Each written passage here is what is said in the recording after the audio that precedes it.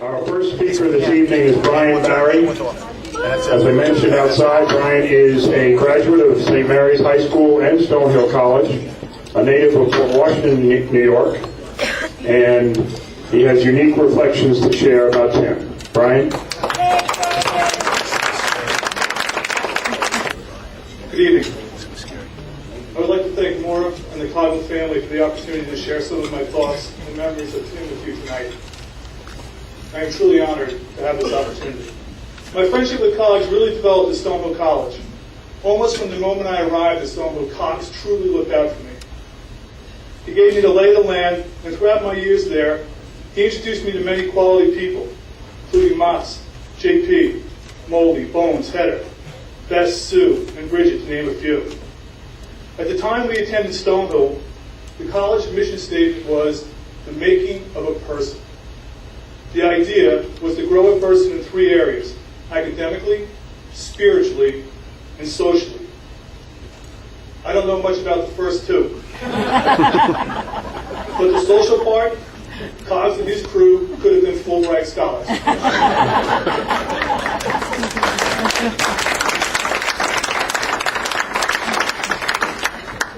I would like to share with you some of the things I learned from Cogs.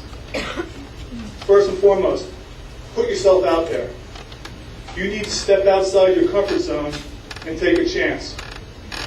Whether it was in school, at work, or on a sports field, Tim always put himself out there. He was willing to accept both the success and the failure of his actions, and he encouraged others to do the same. Shortly after college, I was able to obtain an interview for a financial firm. I was thinking about changing careers. I called Cogs. Having very little experience in the financial industry, I called him looking for some advice as to what to expect. When I expressed some nervousness about the situation, Cogs bluntly told me, "You have everything to gain and nothing to lose. Just do it." I still heed that advice, and it has served me well throughout the years. Listen well. We all know Cogs for his quick wit and awesome sense of humor. Cogs could command the conversation of a full room of people. Yet Cogs was also an exceptional listener, especially if you had something interesting or humorous to say. If you had a conversation with Cogs, he can make you feel like the only person in the room. Humor, in particular, always struck a chord with Tim. His ability to recall a funny line or a situation was exceptional. At Stonehill, we had a couple of shows we would watch religiously. They included MASH and Sanford and Son.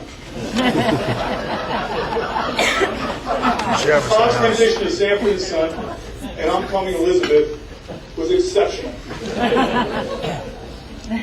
The only class I ever took with Cogs at Stonehill was music appreciation. Obviously, it was a gut, but it could have been easier. We could have taken intro to music appreciation. Anyway, the first day of class, the professor played some pieces of classical music, and he asked if anyone can identify the composer or piece. As he begins to play one composition, Cogs' hand immediately shoots in the air. I mean, it was like something out of Name That Tune. Cogs correctly identifies the composer and piece as Mozart's Serenade No. 13 for strings. After class, walking back to the house, I commented to Cogs that I wasn't aware he had an interest in classical music.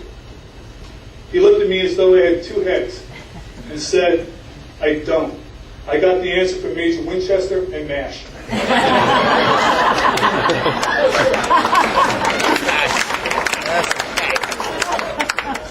Cogs' recall was uncanny on things that mattered to him. And that's another thing I learned. Friends matter. It is no secret Cogs was an immensely popular person. He had a large, diverse group of friends from all walks of life. Cogs truly enjoyed people. It was part of his DNA. Friendship was important to Cogs, and he worked hard to maintain those friendships. At Stonehill College, Timmy would randomly stop by to check in. He'd see how I was doing, and go out of his way to invite me to any upcoming festivities, which was pretty much every night. After college, and as you get older, it becomes easy to become detached from your friends. We all get busy with life. Cogs would have none of that. He would still check in and set up plans to get together.